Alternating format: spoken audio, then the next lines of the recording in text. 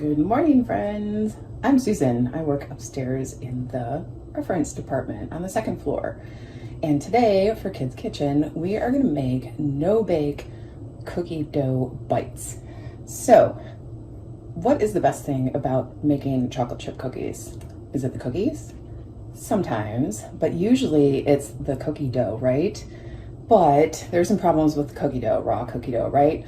So there's raw eggs in it, that's not good. There's raw flour in it, that can be bad for you sometimes. It's not so good for you. Sometimes there can be stuff in there that can make you sick. So what we're gonna do is we're gonna make the cookie dough that you can just eat all by itself, and that is, well, I wouldn't say good for you, but it won't hurt you either.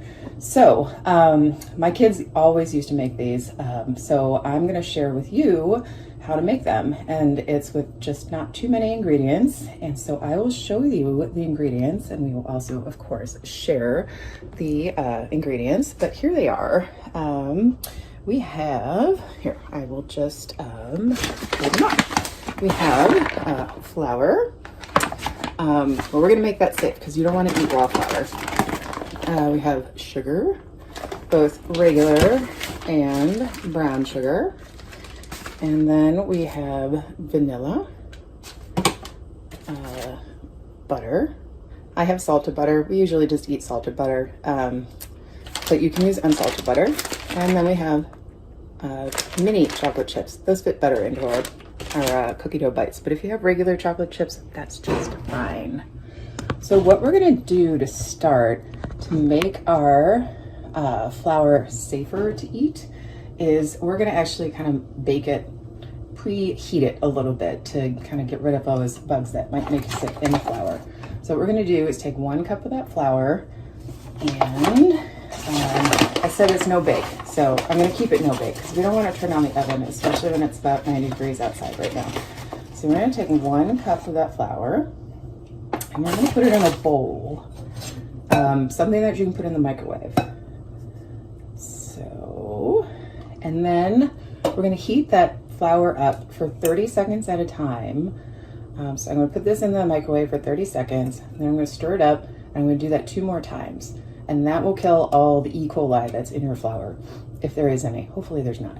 But I'm gonna do that, and then I will get back to you, okay? But here's my microwave, and I'm gonna do that, and I'll be right back. Alrighty, now I have some warm flour. So what you're gonna wanna do after you heat up your flour is make sure that it cools down for maybe about 5 minutes. Because if you don't let that do that, your butter's gonna melt too fast, and you're just gonna have some runny cookie bites. So once you let your flour cool down, then you can get to making your cookie bites. So the next step is I'm gonna transfer this flour to a bigger bowl, so I have more room. So then I'm gonna add my butter. Now the butter needs to be softened. Do you know what that means? That means that you want it so it's not like rock hard, like it just came out of the fridge. So mine's been sitting out for, I don't know, maybe half an hour. So it is kind of soft, but it's not quite soft enough. So I'm gonna put it in the microwave for maybe about 10 seconds. I don't want it to melt all the way, but I do want it to be soft enough where I can stir it into the flour. So I'm gonna do that.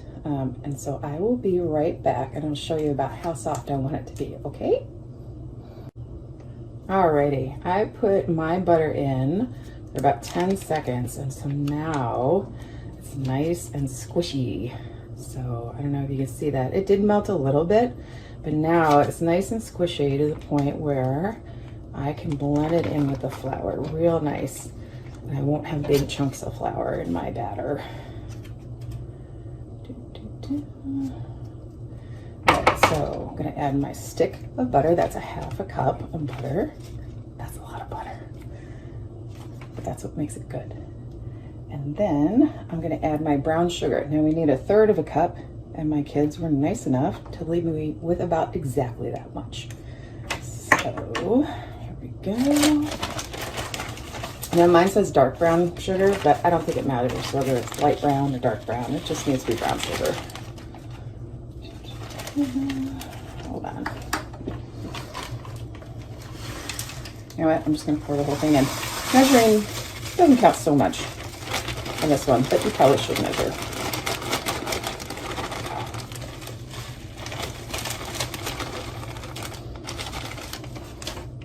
And then we're going to put in the regular sugar. We need 1/3 of a cup of that also.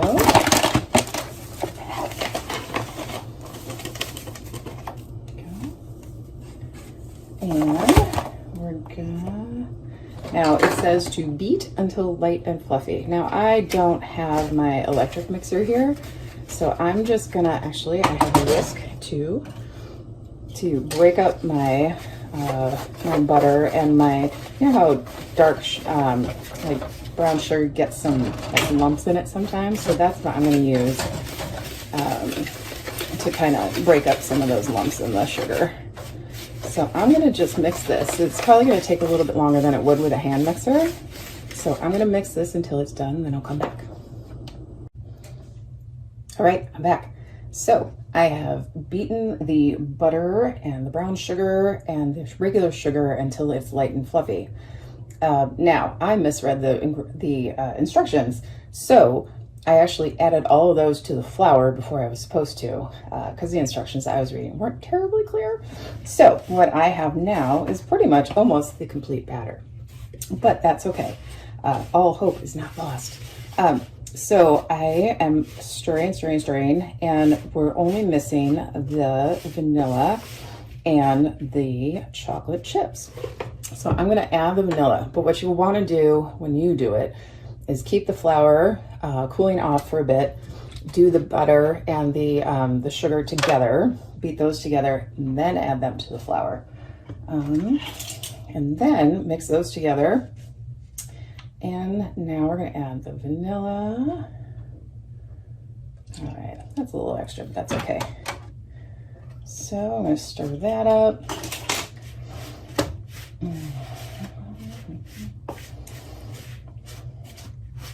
And then we're gonna add the chocolate chips that are gonna give it even more sweetness and a little bit of crunch. And that's pretty much it. So then we can roll out our dough bites, and then we can throw them in the freezer, cool them off for a bit. This is 3/4 cup, so I have a 1/4 cup. So I'm gonna do 3 of these.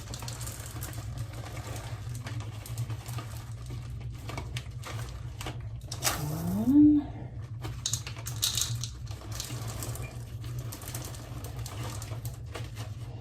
2.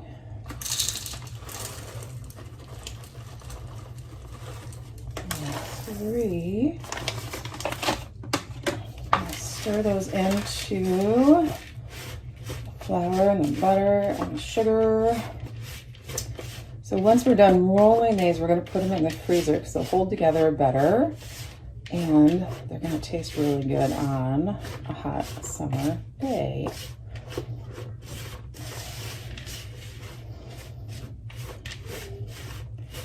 So your results may vary, but this is what I ended up with. So yours may be a little stickier if you did it all in the right order. So it might stick together a little bit better. But let's start rolling these out. And you can make sure your hands are washed, right?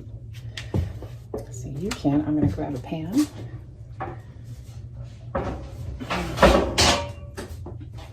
Start rolling them out into about 1-inch balls.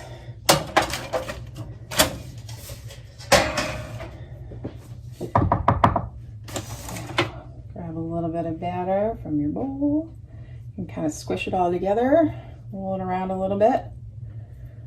So mine's about this big. So put it on a tray. Just keep doing that until you have no batter left. And then, like I said, throw it in the freezer, 15-20 minutes. They'll get nice and chilled. And then you can, if there's any left, you can store them for a couple days, but I doubt they're gonna last that long. So you can either store them in the freezer for a nice cold crunchy bite, or you can just put them in a Tupperware container for like I said, a couple days, but you don't want to let them sit around for too long. So what do you think? No bake cookie dough bites better than chocolate chip cookies? Time will tell. Let us know what you think, and I hope you enjoy and have a good rest of your summer, and good luck at school in the fall. Bye.